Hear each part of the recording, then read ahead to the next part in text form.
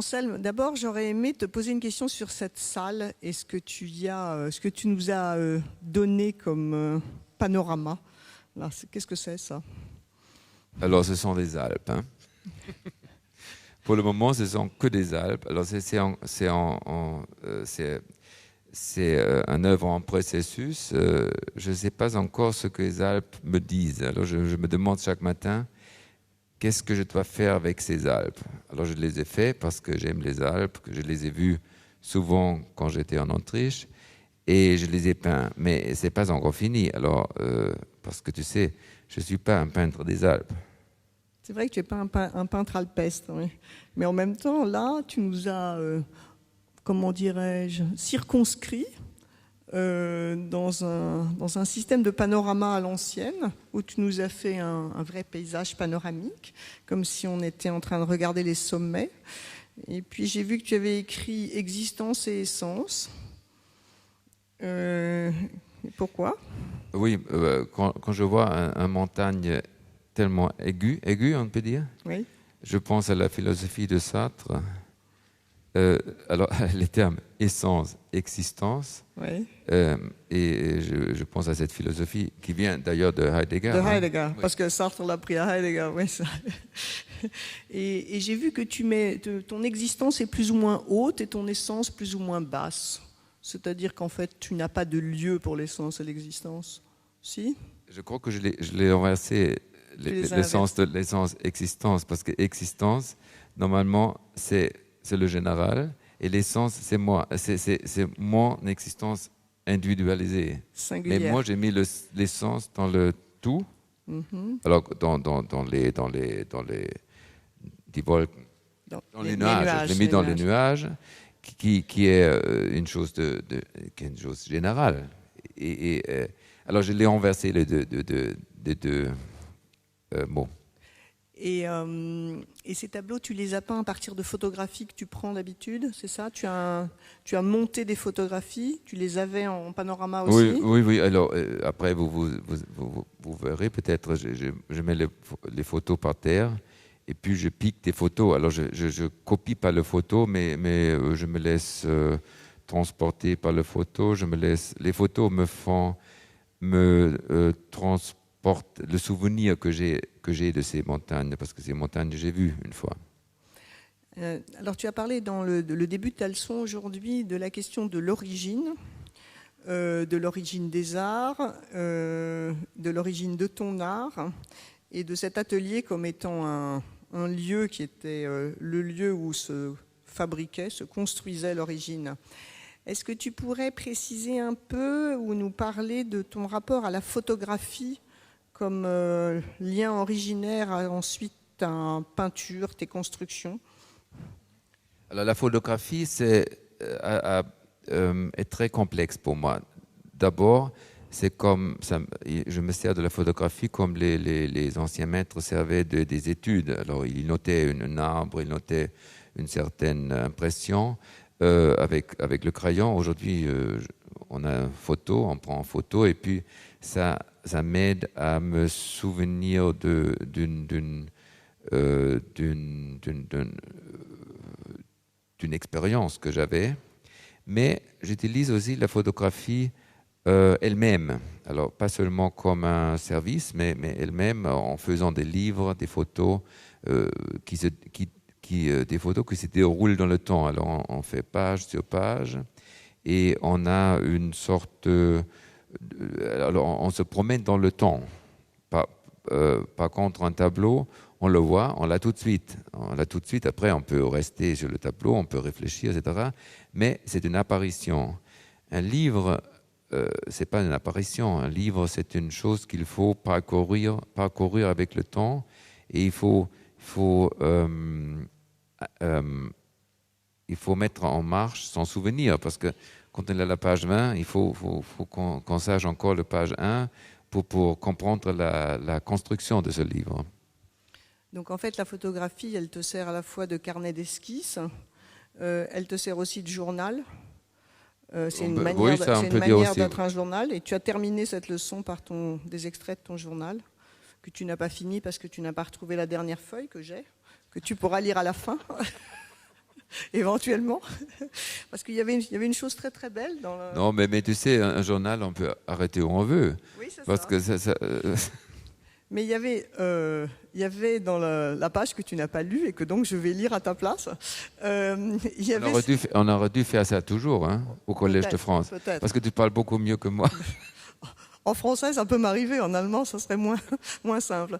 Donc, dans cette dernière phrase, tu disais « Tout l'après-midi, j'ai fixé des sous-marins de plomb, vous en avez ici, sur des marines que j'avais peintes sans présumer de leur qualité, sans m'attarder sur leur sens, en travaillant simplement d'après des photographies prises dans les années 80-90, parce que je suis peintre et que j'avais ce jour-là des pots de peinture à portée de la main. » Et aujourd'hui, j'ai récupéré en différents coins de l'atelier ces 8 toiles, opération rendue possible à Croissy du fait que tout est réuni sous un même toit, alors que plusieurs fois auparavant, j'avais dû poser le regard sur elles sans penser les réunir.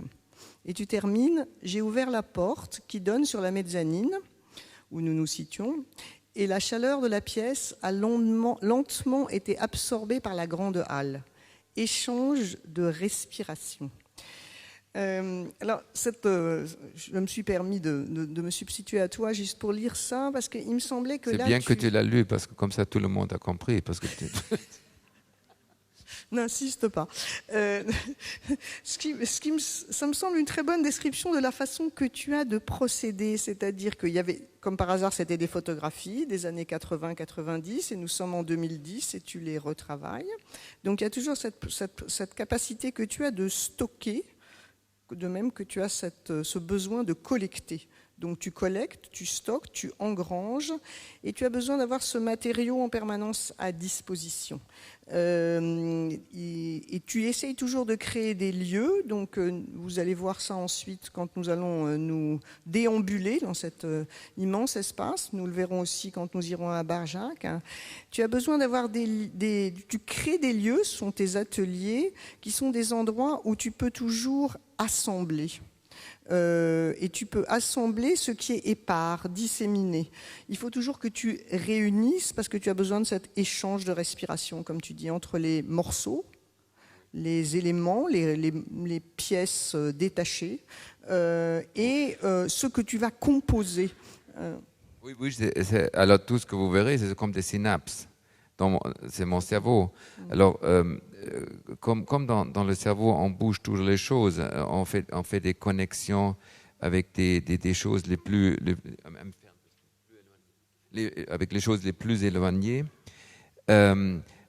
Moi, je fais ce qu'on fait dans le cerveau matériellement. Alors, je bouge les tableaux, je bouge et j'ai des endroits différents où j'essaye des constellations provisoires. Alors, si une constellation dans ma tête ou dans l'atelier a pris une forme que je dirais c'est peut-être déjà bien ou pas, alors je le mets dans un endroit, physiquement dans un endroit, cette constellation, pour voir si ça fonctionne. Alors vous verrez, il y a 10 salles qui sont neutres, qui sont blancs.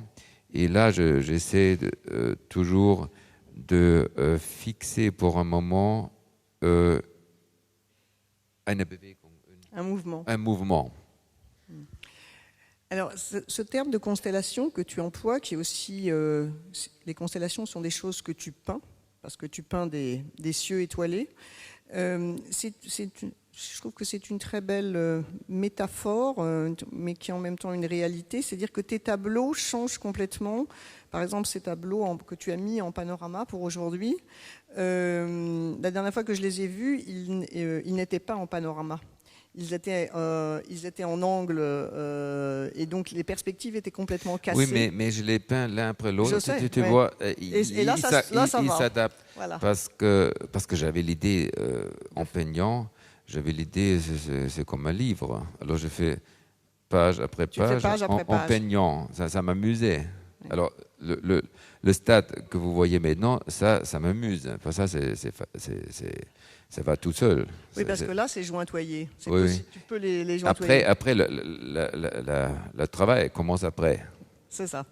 Et c'est ce qu'on va voir aussi quand on va descendre, c'est-à-dire que tu as une manière de prendre tes assemblages et de les disposer ensuite, qui sont un élément décisif de ton travail et qui touche à cette question de, tu as tout dit tout à l'heure, quand je suis assez content de ce dont ça a l'air, alors je les mets à part. C'est-à-dire que c'est comme si tu prélevais un certain nombre de parties qui pouvaient composer un tout intermédiaire. Donc j'aurais voulu que tu nous dises un peu ce que tu penses de la question de l'achèvement. Tu en as parlé dans cette leçon. C'est-à-dire, quand est-ce que pour toi un tableau est achevé, puisque tu peux prendre une photographie de 80 ou de 90 et la travailler en 2010? Qu'est-ce qui se passe là? Oui, alors ça c'est difficile. L'achèvement c'est difficile parce que pour moi c'est toujours en route. Mais alors un indice pour l'achèvement pourrait être la surprise. Alors quand je suis surpris, je crois que quelque chose s'est passé dans mes cerveaux qui est surprenant. Alors ça peut être un argument pour la qualité d'un achèvement.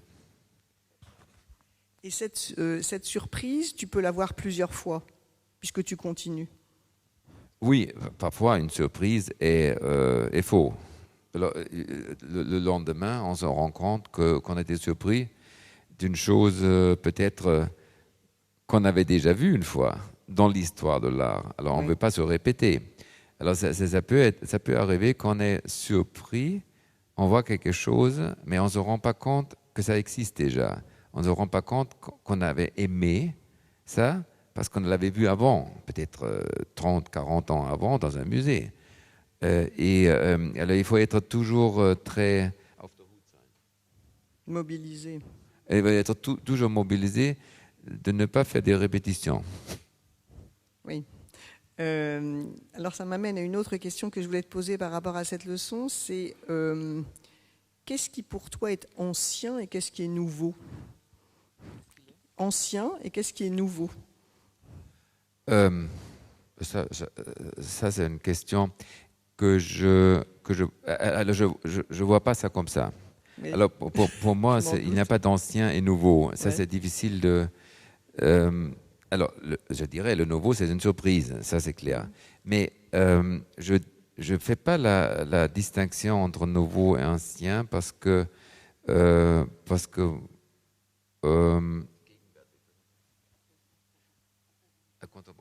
moi, je ne suis pas un artiste contemporain. Je suis un artiste qui est hors du contemporain. Mais c'est ce que je voulais te faire dire, c'est-à-dire qu'il n'y a pas d'ancien, en fait, chez toi. Et aussi parce que toi, tu reprends les choses. Oui, alors... Donc, je voudrais que tu travailles un peu sur cette idée de reprise. Oui, on avait eu un collège où j'ai parlé de l'évolution. Oui. Et j'avais dit que, pour moi, l'évolution, c'est comme l'échelle. C'est comme l'échelle de Jacob. Tu parles allemand, non? C'est comme l'échelle de Jacob où les anges montent et descendent. Alors moi, je peux aller dans l'histoire de l'art, dans l'histoire en général. Je peux monter ou descendre. Je peux aller jusqu'au Aboriginal ou jusqu'aux les artistes Lascaux ou encore plus loin. Et qu'est-ce que tu prends là? Quand tu descends ton échelle et que tu la remontes, tu prends quoi? Des formes, des couleurs, des matières, tu prends quoi? Non, je prends pas. Alors, de prendre, c'est comme exploiter. Non, je descends et je me demande, par exemple, j'ai fait des choses, une femme avec un système de Ptoléméos sur la tête. Alors, il y a la Terre au milieu et le Soleil tourne autour de la Terre. Alors, en faisant ça, en descendant comme ça, je me demande... pourquoi est-ce qu'on se sent mieux quand on sait qu'on tourne autour du Soleil au lieu que le Soleil tourne autour de nous? Comment tu te réveilles le matin? Tu crois que ça fait une différence? Je ne sais pas. Je n'ai pas essayé. Ça fait partie des exercices qu'il va falloir qu'on fasse après. Non, je trouve que c'est une question. C'est une vraie question. En se posant cette question, on réfléchit Ce qui est important pour soi. Ce qui est important pour si on veut être heureux, si on veut accomplir quelque chose. Quelle est la motivation de notre vie quand on se lève le matin? Et quand on voit les dessins de Fusain à Lascaux, on se met sur la place des indigènes, des autochtones. Alors on peut voir parfois encore les restes des Fusains par terre. Alors on a une confrontation très directe avec les gens qui vivaient 30 000, non? 30 000? Toi, tu dois savoir ça. Non, je ne sais pas ça. Tu es historienne d'art, hein? Non. Tu ne sais pas? Non, tu n'es pas? Non, je suis philosophe. Ah, tu es je ne sais rien, moi. Ah, tu es comme moi, alors tu ne sais pas. Ça ne marche pas. Mais en tout cas, ce que tu es en train de nous dire, c'est que te promener le long de l'échelle de Jacob et monter et descendre les barreaux, c'est faire des expérimentations. Tu expérimentes des systèmes sans les traiter comme des systèmes passés. Oui, je me mets à la place. Je me mets dans ce temps. Dans ce temps-là. Et ça me fait plaisir. Et c'est très fructueux, je trouve. Oui. Et alors, par rapport à ça, à ce qui te fait plaisir et ce qui te rend heureux, et cette échelle de Jacob, tu te posais la question de savoir si tu cherchais ce que tu avais perdu. Oui, alors aujourd'hui, quand je parlais... Oui. Ah oui, en Allemagne, il y a un truc, il y a un mot, une Redewendung, une expression qui veut dire ich habe da nichts verloren. Ça veut dire je n'ai rien perdu là. Et en français, ça n'existe pas tellement, non? Si, ça se dit aussi. Qu'est-ce qu'on dit? C'est-à-dire, c'était pas une perte, quoi. J'ai rien perdu. Oui, mais en Allemagne, ça prend un sens. C'est j'ai rien à faire ici. Je m'en. Oh, c'est différent. C'est différent. Ça veut dire, c'est pas mon endroit. Ça veut dire. C'est pas mon lieu. Mais quand je dis, ich habe da nichts verloren, ouais. ça veut dire plus. Hein. C'est que c'est pas chez toi. Oui, oui. Mais le sens de ce truc, c'est j'ai perdu quelque chose. Ça me fait penser. Parce que quand on a perdu quelque chose, ça veut dire on était en contact avec quelque chose. Et moi, je crois on a partout perdu quelque chose. On perd en permanence partout quelque chose. Parce qu'on est un élément, on fait partie d'une intelligence qui est pas seulement mondiale, qui est cosmique. Alors, est-ce que c'est pour ça qu'un atelier, pour toi, c'est un endroit où tu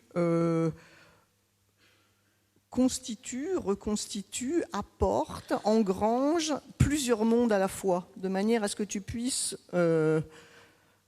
aller d'une partie à l'autre de ces assemblages, c'est-à-dire que tu puisses en fait résister à des sentiments qui sont des sentiments de perte, de lieu. Donc tu crées un atelier qui est un monde entier, ton monde et le monde des autres, et à partir de là tu voyages à l'intérieur et tu ramasses les choses pour pouvoir construire. Pas tellement créer un monde, ça voulait dire Gesamtkunstwerk, ça ne parle pas tellement, nicht? Non. Ah bon. Alors, mais c'est pas mon pas de problème but. wagnérien ici, non? Bon, alors c'est pas mon truc de créer un monde, c'est plutôt de superposer les strates, les couches de ma vie, alors du temps personnel, oui. Et les strates géologiques. Alors on va par exemple des non, c'est la marqueterie, les intarsies. On voit des animaux de la mer dans les rochers. C'est les fossiles. Des fossiles, oui, voilà. Il y a des fossiles. Alors ça, c'est le superposant du temps géologique. Oui. Et il y a aussi des étoiles. Il y a des peintures d'étoiles. Alors c'est le temps cosmique. Alors les trois temps, les milliers de strates de ces trois temps, je les superpose plutôt. Donc tu fais alors, des couches. c'est pas tellement mon monde. Je dirais pas c'est mon. C'est un monde. Ça fait un monde, ton atelier. Non, je dirais ce sont les débris. Les débris. Les débris d'un monde peut-être possible. Les débris d'un monde peut-être possible. Oui. C'est-à-dire une conjonction du passé et de l'avenir. Pas conjonction, une superposition. Superposition. Pour moi, c'est le même. Alors, ce qui me fait agir dans le futur, c'est le passé. Oui. C'est pour moi très clair. Et alors, ce passé, c'est quoi? le passé... Le passé des hommes, le passé du monde et le tien. Le passé, tu peux prendre d'une seconde de maintenant, oui. jusqu'aux dinosaures. Alors nous sommes liés aux dinosaures. Alors, par exemple, la jalousie, c'est un sentiment qui est complètement primordial, qui sert à rien.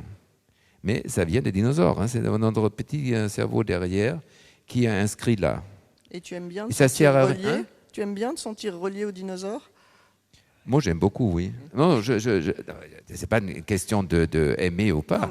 C'est un fait. C'est un fait. Non, mais vous voyez, la fascination. Mais j'ai des petits enfants. Ils sont fascinés par les dinosaures. Ça veut dire quelque chose, non? On est fasciné par. Alors, je suis par exemple fasciné des fougères. Oui. Parce que les fougères, c'était les premières plantes sur Terre.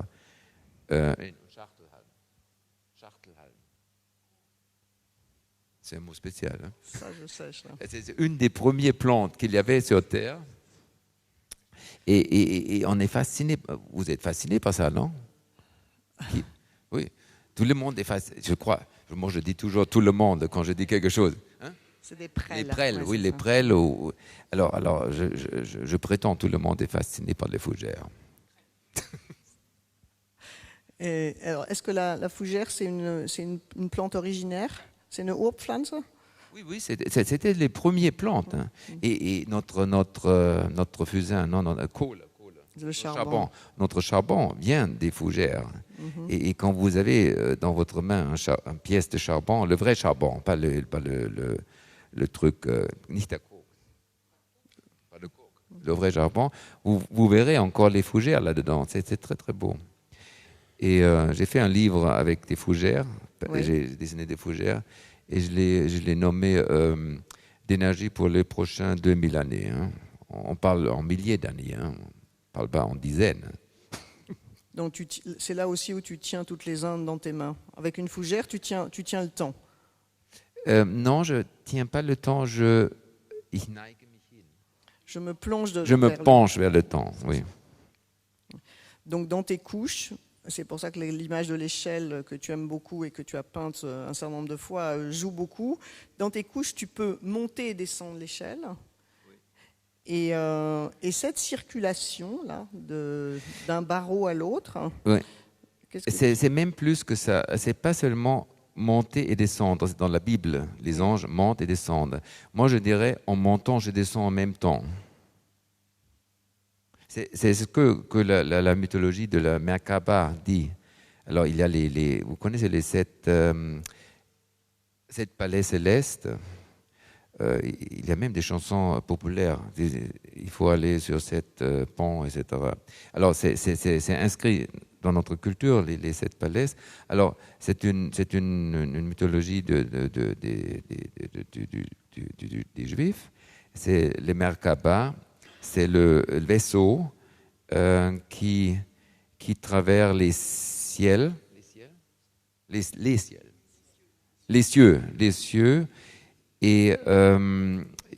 mais il monte et en même temps il descend. Alors, l'initiateur,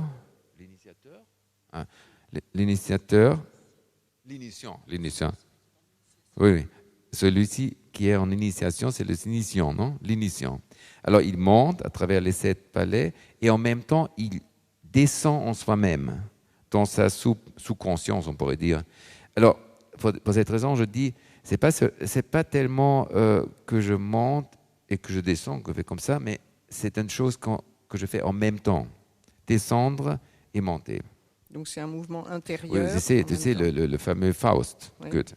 Là, quand Faust descend chez les mères, il dit steigen, steigen, sinken nieder. Ça veut dire, tu peux transmettre ça? C'est-à-dire en montant, je plonge vers les tréfonds. Plonger. Sinken. Sinken. Tu dis aussi d'un navire qui coule. Tu t'enfonces, mais ça veut dire que tu t'enfonces. Oui. Et c'est ce double mouvement. Oui, c'est le double paradoxe, double mouvement, oui. Oui. Que tu cites Faust me fait penser, dans tout ce que tu dis, il y a beaucoup de choses très très proches de Goethe, cette idée de la plante originaire, cette idée du steigen, steigen, sinken, etc. Ce côté où, au fond, la géologie et l'archéologie sont notre système spatio-temporel, parce que c'est à la fois l'espace et le temps. Et l'atelier ici que vous allez voir est un atelier qui est aussi une descente dans le temps et une descente un peu dans ton fort intérieur, parce que vous allez voir des œuvres au fond très anciennes et des œuvres qui sont en cours. D'où ma question précédente aussi sur l'achèvement. Presque tout est en cours. Presque tout est en cours. Donc vous êtes ici dans l'endroit où, au fond, Anselm Kiefer vous a beaucoup parlé d'art, de création, et là vous êtes dans l'atelier, vous êtes dans le lieu de fabrication, de construction, d'assemblage, de destruction aussi, parce que tu détruis aussi un certain nombre de choses. Tu détruis pour refaire, c'est-à-dire tu peux fabriquer de la ruine pour recomposer. Je dirais pas je détruis pour refaire. Alors vas-y, D'abord dis-moi. je détruis.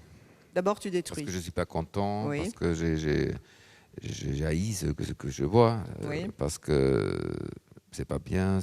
Je détruis, mais pas pour refaire. Si je détruirais pour refaire, ça serait pas radical. Quand je vais détruire un tableau, je le détruis. Tu détruis complètement. Et puis après, ça comme le phénix, ça steht wieder auf. Il renaît de ses cendres. Hein? Le phénix renaît de ses cendres. Oui. Alors, mais c'est autre chose. Mais il y a aussi des choses qui sont vraiment perdues, c'est clair aussi, que je détruis vraiment. Et ce qui est perdu, tu le laisses définitivement. Oui, s'il n'y a plus rien, si c'était pris feu, il n'y a que la cendre, je peux. Mais la cendre, tu la réutilises la cendre, parfois. je réutilise, oui, la Voilà. cendre. La cendre est fantastique. La cendre est un très bon matériau. Oui, c'est très bien. Vous avez aussi ici en France le rite, après le carnaval, de mettre la cendre sur la tête? Oui. On le fait plus beaucoup parce qu'on ne fait pas beaucoup de carnaval. Mais non, dans l'église, vous savez, le mercredi, après le carnaval, on met la cendre sur la tête. Et ça, c'est fantastique, non? Mais on a l'expression se couvrir la tête de cendre quand on est endeuillé, désolé. Oui, par exemple, Judith qui a tué Holofernès. Vous verrez des vitrines où j'ai fait pour Iodatis Gloria, la gloire de la veuve. Oui, c'est la veuve. La gloire de la veuve, alors Judith. Et on dit dans la Bible qu'elle a enlevé ses vêtements de cendre et elle mettait de parfum, de crème, de trucs, et elle se faisait jeune et appétissante. Hein. Elle s'est fait belle. Oui, parce que la Judith, vous savez, l'histoire de la Judith, c'est une histoire alchimique. Alors les alchimistes ont beaucoup utilisé de l'histoire de Judith pour démontrer la transformation d'une chose. Alors la transformation, d'abord c'était la mort de son mari, elle se portait de cendre, elle était dans le cendre, après elle redevient comme l'or, alors elle a transmis les trois stades de l'alchimie, elle était dans l'igredo, puis rubedo et puis albedo. Alors elle est devenue beau, belle, et elle a fait le opus magnum, le grand œuvre, en tuant ce Holophanès. Pourquoi est-ce que tu es fasciné par l'alchimie? À cause de ces processus de transformation de la matière? Parce que l'alchimie, c'est au commencement de la chimie. C'est au commencement de la science moderne en général. Et l'alchimie, elle garde encore en elle. Alors, aujourd'hui, la science, c'est einseitig. univoque. d'un seul côté. Univoque. Alors, il est très séparé. Il y a par exemple, à Genève, au CERN, on dit CERN. Au CERN, il y a je ne sais pas combien de milliers de personnes qui travaillent, mais chacun a son petit domaine où il existe. Alors, dans le temps de l'alchimie, c'était un alchimiste avait le savoir de tout. Il avait le savoir de Hermès Trismégistos, c'est le dieu des Égyptiens, et les platoniciens, les néoplaticiens, Plotine. Il connaissait tout ça. Et là, c'est encore la science en statu nascendi. Et ça, c'est intéressant parce que c'est lié encore avec tout. Ce ne sont pas des trucs spéciaux. Pour cette raison, je suis très fasciné par l'alchimie, et que je crois que j'ai lu quelque chose sur mon journal sur Lorenzo Lotto. Oui. Lorenzo Lotto était un spécialiste de l'alchimie, mais je crois tous les peintres de son temps là, ils connaissaient l'alchimie. Et l'alchimie, c'est aussi bien parce que c'est la chimie vieux. C'est pas contemporain. Et dans ton atelier, on va voir comment tu travailles, tu fais oxyder les choses, comment tu les fais rouiller, Alors, etc. on peut regarder l'endroit où j'ai fait l'électrolyse. On L'électrolyse, va c'est voir une sorte d'alchimie. Oui. L'électrolyse, c'est une sorte d'alchimie. Alors, est-ce que maintenant, on va descendre et continuer? Comme tu veux, je te suis.